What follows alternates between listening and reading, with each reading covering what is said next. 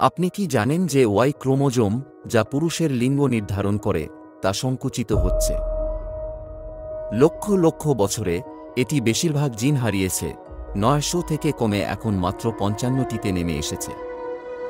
বিজ্ঞানীরা বিশ্বাস করেন যে এটি প্রায় 11 মিলিয়ন বছরে সম্পূর্ণরূপে অদৃশ্য হয়ে যেতে পারে, যা পুরুষের প্রজননের ভবিষ্যৎ নিয়ে প্রশ্ন তুলছে। কিন্তু চিন্তার কিছু নেই, কিছু ইঁদুর ইতিমধ্যেই তাদের ওয়াই ক্রোমোজোম হারিয়েছে এবং নতুন লিঙ্গ নির্ধারণ ব্যবস্থার বিকাশ ঘটেছে। মানুষও কি একই পথে চলতে পারে? এটা সম্ভব, কিন্তু এটি নতুন মানব প্রজাতির উদ্ভব ঘটাতে পারে। যেমন ওয়াই ক্রোমোজোম বিকশিত হচ্ছে, তেমনি মানবতার ভবিষ্যৎও সম্ভাবনার পূর্ণ।